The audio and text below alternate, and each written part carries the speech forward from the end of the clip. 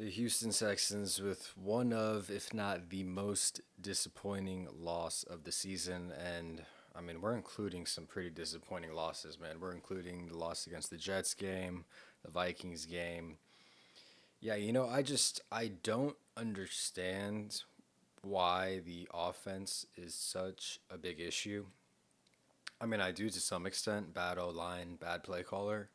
But I mean, I'm completely out on Bobby Slowick. I mean, and I know Bobby Slowick can't block, but there are concerning issues that he has been unable to address and fix, and it ultimately falls on him to take what he's got and to fix it, and he is unable to do so. And it's ultimately on D'Amico Ryans to step in and do something. I understand, he's not going to fire him mid-season, but he needs to be gone. Like, he cannot be back in this role next year. Um, on top of that, Stroud has regressed, and we can talk about why he's regressed in a separate conversation. Maybe it's Bobby, maybe it's the O line can't block, maybe it's just him in a slump.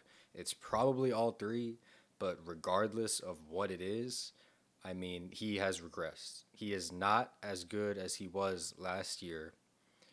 He is unable. And so here's the thing I want to say about Stroud. Like, a lot of people see these third and down situations and act like they're new. This has been going on since last season. Like, I cannot count and begin to tell you how many times I saw Stroud in a third and long his rookie season. He was just able to get out of it more. And for whatever reason that is, I mean, maybe the receivers, maybe they weren't playing as much too high. Maybe the receivers were getting more open. Maybe Nico Collins was able to get open more. But whatever the reason is, he was able to convert those more times. Like, Bobby Slowick put us in the exact same bad situations last season, and Stroud was able to overcome it. And now that Stroud's not able to overcome it, all of a sudden we're seeing like the fire Bobby, fire whatever stuff. And he wasn't as great as people thought he was last year. It was really Stroud just being an excellent quarterback and getting him out of those situations. And yeah, now that he's unable to, it's like, and it doesn't help that the offensive line has regressed. Um, Shaq Mason might be the most washed offensive lineman I see on a weekly basis starting.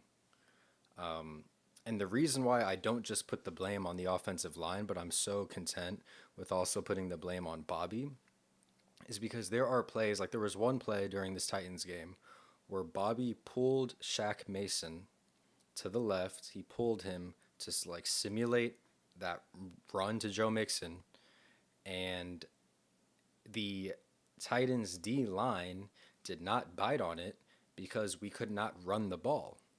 So now we have old, washed, I'm sorry, slow Shaq Mason trying to pull and pick up a defensive end on Stroud's blind side, which, shocker, he doesn't lay a finger on him, and the dude eats Stroud alive and sacks him. And it's a back-breaking sack because it was what, like second and long, maybe it was third and long at the time, and we had a punt. I can't remember exactly, but just a horrible display from Bobby Slowick. I don't know if he realizes that you cannot trust this O line to make complicated blocks. You cannot trust Shaq Mason to block a starting defensive end when he has to pull. I mean, you can barely trust him in one on ones regardless. Um, Sweat tossed him aside like a rag doll. I mean, he is very bad. He is washed. And I might sound like a jerk, but I don't know where this offensive line's like intelligence, like how smart they are, honestly. But seeing Laramie Tunsil false start and then seeing Drew Scruggs follow that up with a false start of his own, and then seeing Patterson get a hold that negated a Nico Collins touchdown, or sorry, that the Nico Collins gain, not the touchdown. We'll get into that later. Um, I don't know if it's bad coaching. I don't know if the offensive line is just not inept and can't understand simple things. You just don't see professional linemen making this many mistakes And that's the bottom story. I mean, I've been so mad about it recently. I don't even have the energy to be mad about it anymore. It's just like a depressing, unstoppable force that just like consumes me every Sunday or whatever it be, watching this team play. And say what you want about Shaq Mason and him being completely washed, he never false starts. He never really holds. He understands the position. He's a vet. And he's not a vet like Laramie Tunsil, but he's a vet like up here in his mind. He makes the right decisions. He's just washed. Unfortunately, that's just as bad as making the wrong decisions and being a Laramie Tunsil or being a Juice Scruggs who's not Laramie Tunsil, but he's like young, he's early in his career, he's in his quote unquote prime, right? I don't know what it is. I don't know if it's bad coaching and the O-line coach needs to have a talking to. But it is ridiculous that this can continue to go on week to week to week to week. And I'm not going to act like the protection was horrible, but it's really bad in some spots. And I feel for Stroud because I feel like it's impossible for him to overcome it at times. Um, like we can talk about the safety play too. I don't know, obviously Stroud can't run backwards, right? Like that can't happen when you're in your end zone. You don't want to be running backwards. But I mean, you tell me what he was supposed to do with the ball. It's third and 19 or whatever, you know? So that's kind of my rant about the offensive line. But the reason why I put more blame on Slowick is because this game was not just the offensive line. The offensive line was bad for all those reasons I just laid out. But I mean, Tank Dell and Joe Mixon motioning at the same time and negating a Nico Collins touchdown that probably would have won us the game the way our defense was playing at that point. That is horrendous football. I mean, it is disgusting football to have an illegal motion between a wide receiver and a running back. I mean, I don't I don't even want to blame, obviously someone's wrong. One of them's at fault, but like that's just ridiculous. I think that has to fall on Bobby too. Just not scheming it up right. I mean, I don't know how you have a mental error when you're on a must have it drive. You're on a must score drive and you illegally motion to your right and negate a touchdown that probably would have won you the game. I don't understand how that happens. I never see it happening on other teams. I don't. Inability to score at the second half is crazy too. The defense has scored more touchdowns in the second half since week 6 against the Patriots than the offense has. It's 2-1. The defense has scored one more touchdown than the offense has in 6 weeks of football. That number being 2-1, obviously being the Barnett touchdown against the Cowboys, the pick six with Ward in this game, and then just a simple Joe Mixon like 2 yard run was the offense's touchdown in the second half.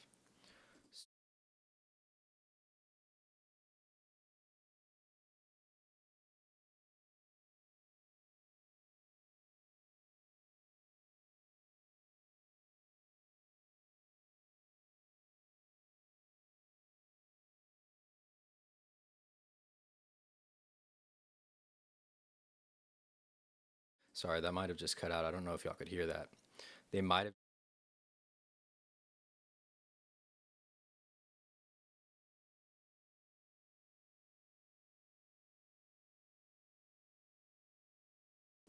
Hopefully, y'all can hear this now. When in reality, they didn't. I don't know if you could hear that. But basically, I was saying maybe the reason why they came out flat was because of the way their performance against the Cowboys. They thought that was some great accomplishment. Spoiler alert, it's not.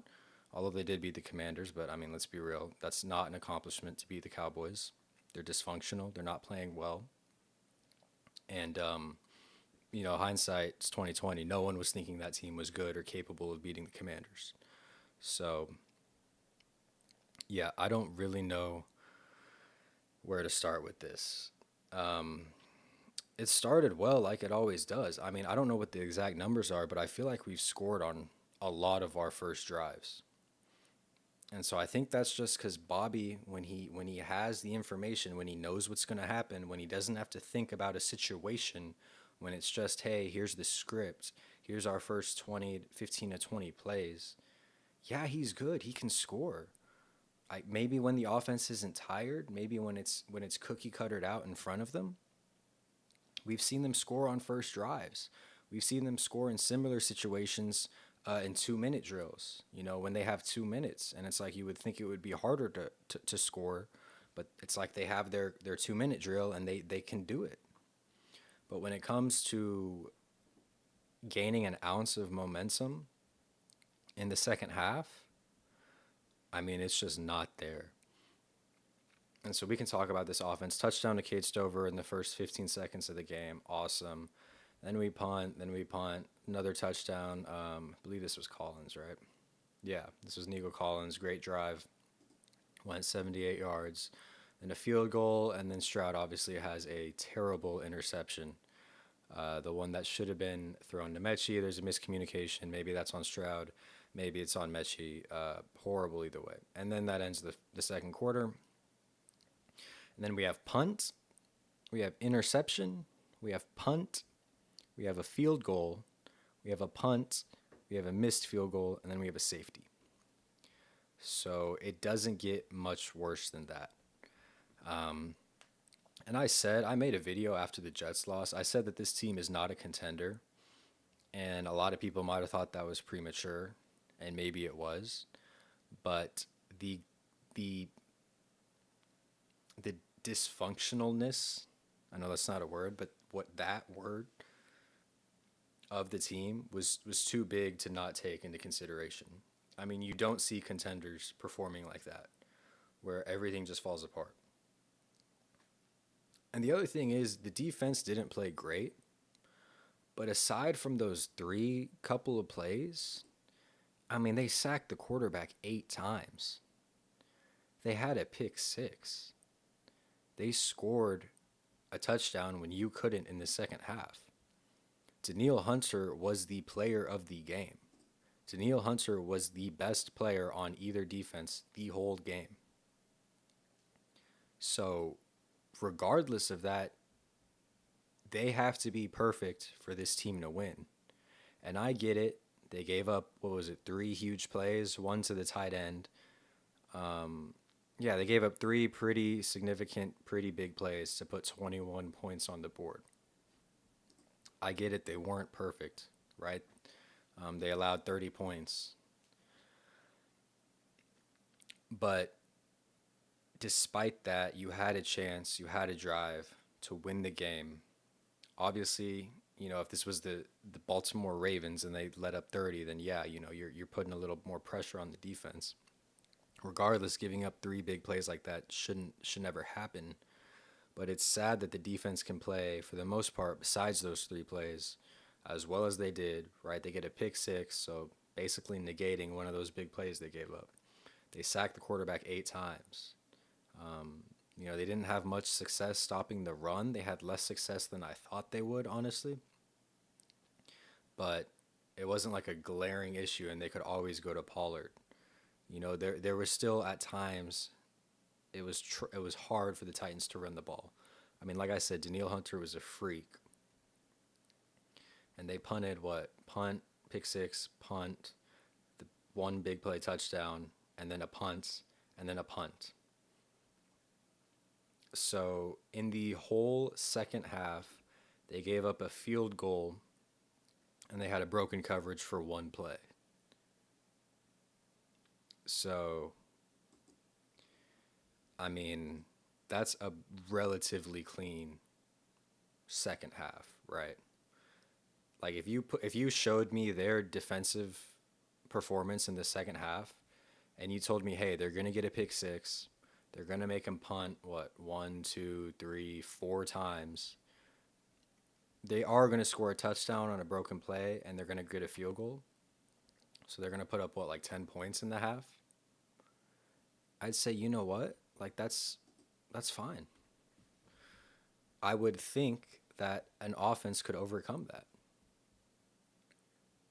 And the Texans just can't. I mean, the Texans cannot overcome that. They have to be playing a terrible team and not the Titans terrible. I mean, I don't even know. They have to be playing a team that's so bad that they can essentially just snooze in the second half and maintain their lead. That's what they have to do. That's the formula. So yeah, the offense lost them this game. I'm not going to be super critical of three plays that resulted in touchdowns when they got a pick six, and like at the end of the day, it's a defense, right? The defense is going to give up plays.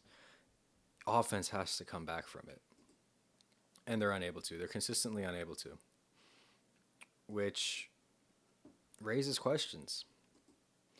It raises questions as to what they can do and where they can be. I mean, that's kind of my spiel on this game. I mean, and it's disappointing that having said all that, you were able to potentially tie the game with a 28-yard field goal from Fairbairn. And we could be in overtime. We could have won the game in overtime and be having a different conversation. But yeah, I mean, it is what it is. I mean, the missed kick really felt like the icing on the cake for this game. I did not think the Texans ever deserved to win it. Maybe their defense, could have been the reason why. But the reality is, they muffed a punt, they threw a pick six, they fumbled the ball, and you're unable to capitalize on that as an offense. And they should be frustrated. Like, I know the broadcast was saying that Joe Mixon and Tank Dell were mad, throwing their helmet. Like, yeah, you should be mad because y'all are terrible. And it almost feels like if Joe Mixon can't get going, if Joe Mixon's only going to have 22 yards on 14 carries, yeah, it does feel like this team's doomed. So, yeah, that's really all I got for this video. Let me know what you guys think about the Texans. Where do you have them ranked right now? Do you think they can overcome it? And what do you think the next step should be? Because I'm just I'm not that I'm content with it, but this is just expected on a week-to-week basis. And I think the biggest lesson we can take from this is that no team is bad enough for the Texans to consider them a bad team, meaning anything can happen. And the Texans are not, that big scary team that blows out teams they should beat, like the Lions, for example. They're not that. So yeah, I mean, I'm sorry. I wish I could end this on a better note. That's really depressing. I know. I'm sorry. Again, just to keep it light around here, like Daniil had a great game. Defense played pretty well except for the broken coverages. I thought Stingley had a great game. But yeah, it's hard to talk about those things when your offense is when your offense can't score on a 2-8 team that is crumbling in front of you. So yeah, that's all I got for this video. Thank you guys so much for watching, and stick around for more. See you on the next one. Peace out.